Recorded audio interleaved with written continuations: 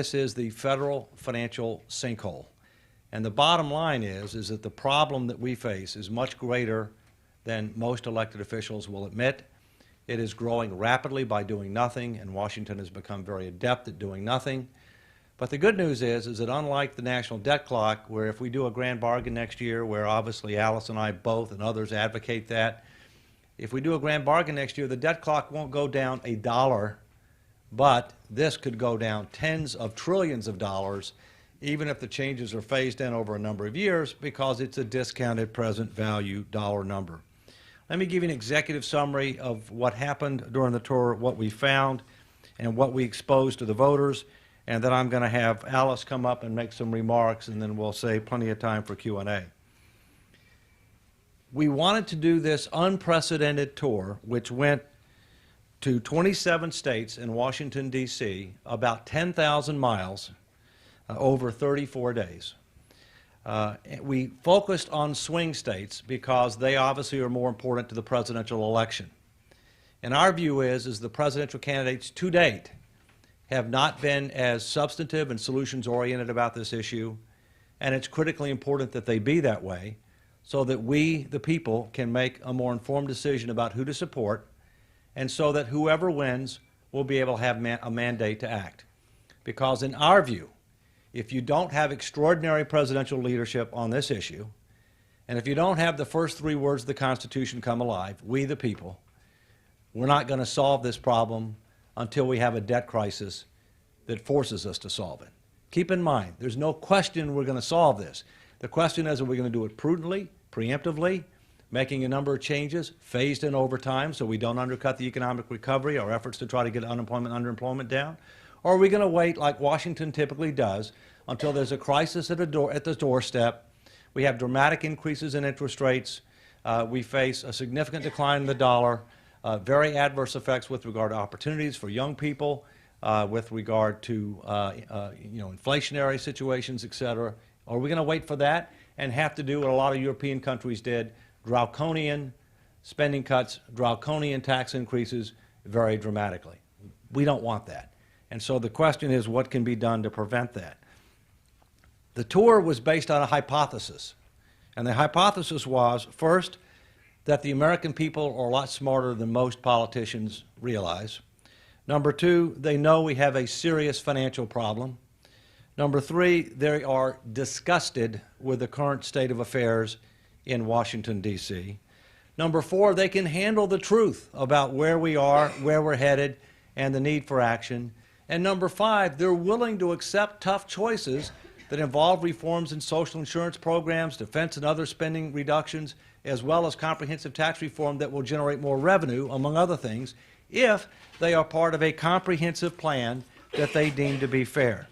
I can tell you that we proved that with super majority votes, including with representative groups of voters in Ohio and in Virginia, which are 2 critically important swing states.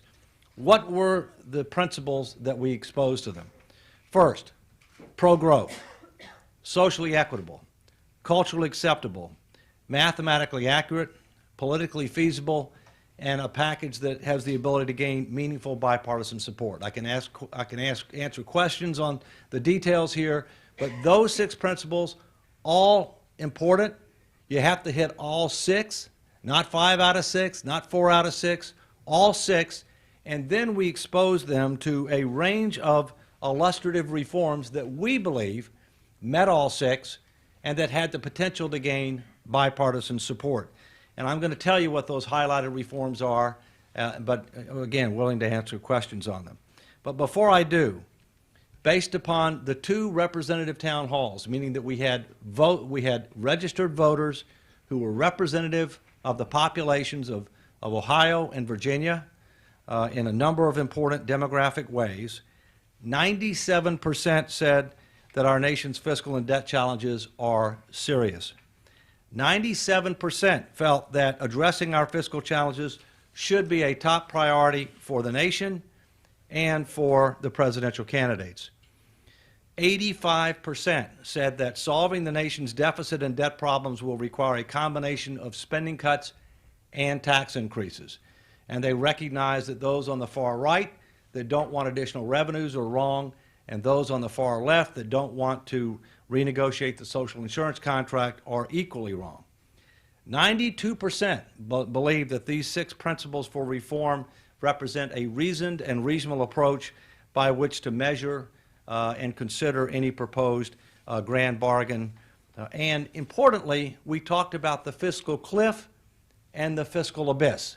The fiscal cliff is at the end of this year, the expiration of the Bush tax cuts and other tax provisions, the scheduled imposition of other across-the-board spending cuts for the sequester and otherwise.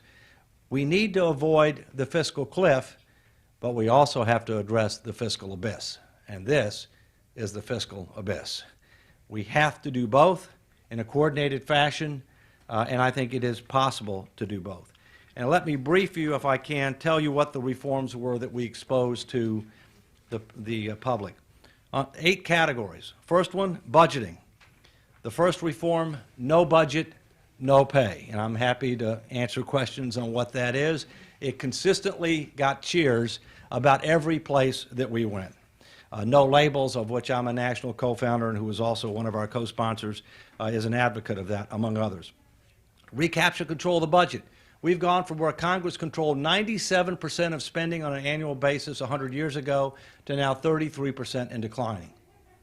Unacceptable. Bring back budget controls like we had during Bush 41 and Clinton that expired in 2002 with some modifications. On Social Security, raise the taxable wage-based cap, but don't eliminate it. Don't raise the tax rate. Gradually raise the early and normal retirement ages by 2 years over 20 to 30 years. And revise the benefit structure to make it more progressive. A higher benefit for people near the poverty level, somewhat less for middle and upper income, but don't turn it into a means-tested program. For health care, a basic level of health care coverage for all citizens, focused on what's appropriate, affordable, and sustainable, things like preventative, wellness, and catastrophic, with options to get more if you want, delivered with choice and competition, delivered through private sector options. Revise payment practices to be more evidence-based rather than just pay for activities. Phase out the exclusion for employer-provided health insurance, the single largest tax preference in the Internal Revenue Code. Costs about $400 billion a year. Reform medical malpractice laws on Medicare and Medicaid. Impose an annual budget for Medicare spending. We're the only major industrialized nation that writes a blank check for health care. Nobody else is dumb enough to do that. To make the Medicare premium subsidies more income-based, today 95% of people who voluntarily sign up for Medicare B and D get a 75% taxpayer subsidy, irrespective of their income and wealth. Fund Medicaid through a block grant to the states. On defense, require consideration of cost in defense planning. Right-size our force structure, footprint, and the Pentagon bureaucracy. Reform current acquisition and contracting practices, and modernize current compensation and benefit practices. Taxes, broaden the individual income tax base by eliminating loopholes and lower the rates. Make the income tax more inclusive and progressive by asking more people to pay something, but the wealthy to pay more.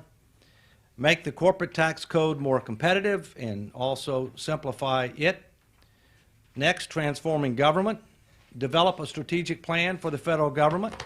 Believe it or not, we've been in business 223 years after the ratification of the Constitution. We have no plan, we have no budget, we have no performance metrics, and we wonder why we have a problem. And then create a government transformation task force to make government more future-focused and results-oriented, economical, efficient, effective, and hopefully respected. Political reforms, reform the redistricting process, hold integrated and open primary elections, campaign finance reform, and 12 to 18-year term limits. Now, what were the percentages? The budgeting reforms received 90% support. The Social Security reforms received 77% support. The health care reforms received 68% support. The Medicare and Medicaid reforms, 79% support. The defense reforms, 83% support. The tax reforms, 81% support. The government transformation reforms, 82% support, and the political reforms, 78% support. That's even good enough for the Senate.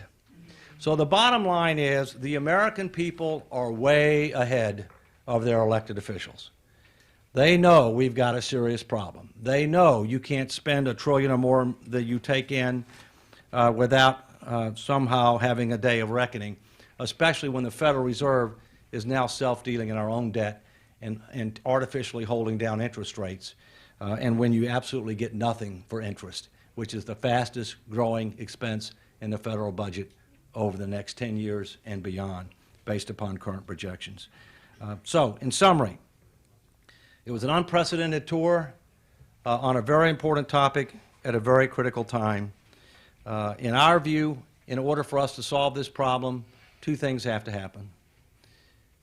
The president, whoever it is, Barack Obama's second term or Mitt Romney's first term, needs to demonstrate extraordinary presidential leadership. Use the power that only the presidency has and the bully pulp that only comes with that office to go directly to the American people, to make the case that we don't have a choice but to make tough choices, to provide a goal, principles, priorities, and a framework for action. And then the first three words of the Constitution have to come alive. They're the most important. We, the people. We have to put pressure on senators and members of the House to work constructively with the president to defuse this ticking bomb and hold them accountable if they continue to fail to act, because we cannot wait for a debt crisis.